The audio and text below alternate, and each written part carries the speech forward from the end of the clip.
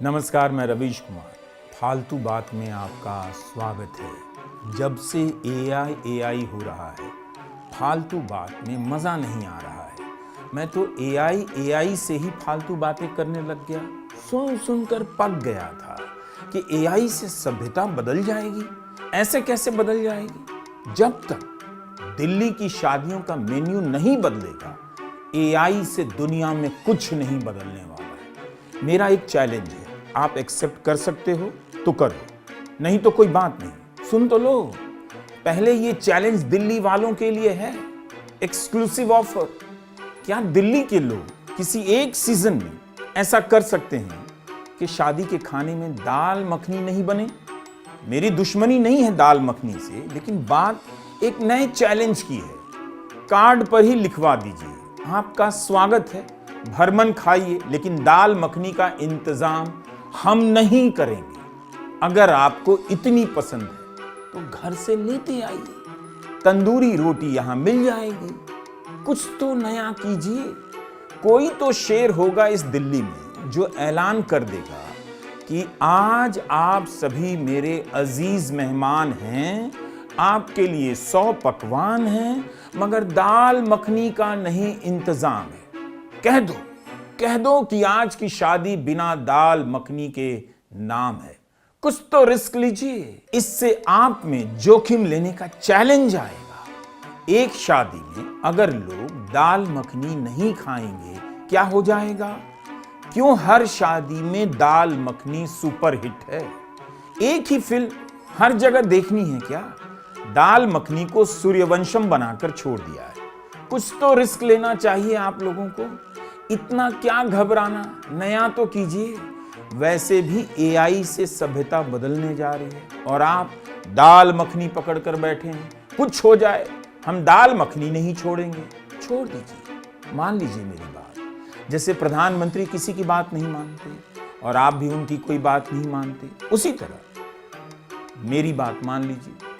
कम नहीं पढ़ने के टेंशन से निकलिए। यही टेंशन हो गया है एआई समिट में कि लोग कम ना पड़ जाएं, तो लाखों लोगों का रजिस्ट्रेशन करवा लिया गया। क्योंकि हमारे इंतजाम की ट्रेनिंग का जो बेस है, समझिए इस बात को, शादी के इंतजाम से बना है। 300 लोग बुलाएंगे, खाना बनवा देंगे 500 का, तो बेकार होगा ही और बदनामी भी होगी। बात समझ गए? मैंने अगर चैट जीपीटी से पूछकर गलती कर दी, आप क्यों कर रहे हैं? असल में फालतू बात ही नेशनल बात है। आपको यकीन नहीं तो प्रधानमंत्री का कोई भी भाषण सुन लीजिए। आज तक क्या हो रहा था? लोग फालतू बातों को फालतू समझकर छोड़ दे रहे थे, लेकिन मैंने समझा कि फालतू बात ही नेशनल बात है और फालतू बात पर यह दुनिया का पहला वीडियो प्रोग्राम है। हिस्ट्री बन गई है, ऐतिहासिक। एआई समिट भी ऐतिहासिक थी, कहा प्रधानमंत्री ने, जो दिल्ली से पहले 3 और शहरों में हो चुकी थी। यह नहीं बताया प्रधानमंत्री ने। आज तक ऐतिहासिक भी अब लगता है टूरिस्ट हो गया है। पेरिस से पंडाल उठाया, लंदन चले गए, लंदन से उठाया, कोरिया पहुंचे और फिर दिल्ली आ गए। ऐतिहासिक का मतलब यूनिक नंबर से नहीं रहा। इससे पहले कि प्रधानमंत्री दाल मखनी को ऐतिहासिक कहें, मैं रवीश कुमार एतद द्वारा घोषित करता हूं कि दाल मखनी ऐतिहासिक है। फालतू बात देखने से एक फायदा होता है, अकेलापन दूर होता है। राह चलते लोग मिलकर हंसने लग जाते हैं। अच्छा, तुम भी फालतू बात देखते हो?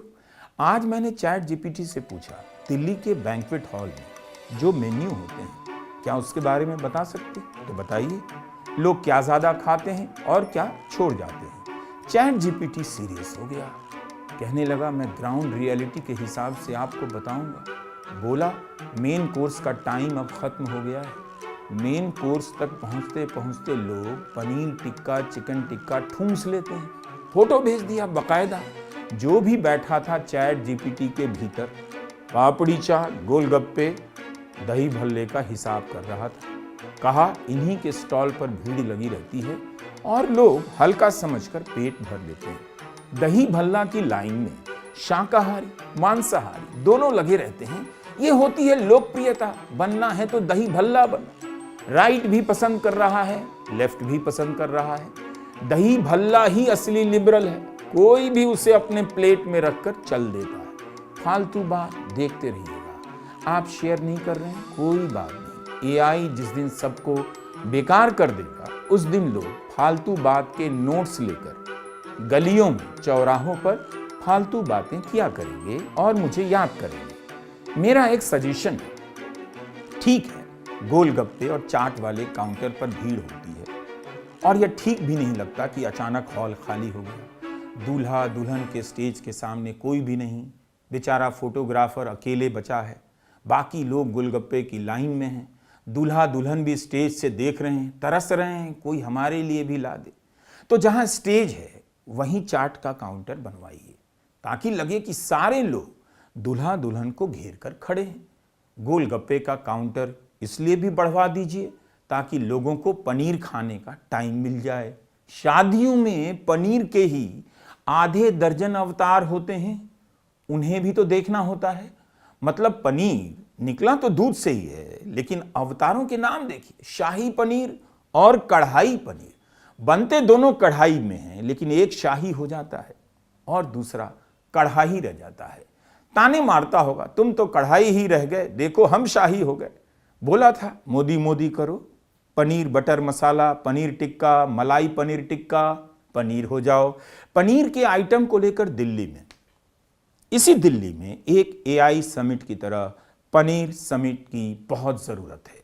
एक ज़रूरी सूचना है, पनीर के 2 आइटम अगल बगल एक साथ कभी मत रखिए। एक जैसे लगते हैं, अलग अलग काउंटर पर नाम और ग्रेवी बदल कर रखिए, तभी लोग शाही पनीर को शाही और कढ़ाई पनीर को कढ़ाई समझकर खाएंगे।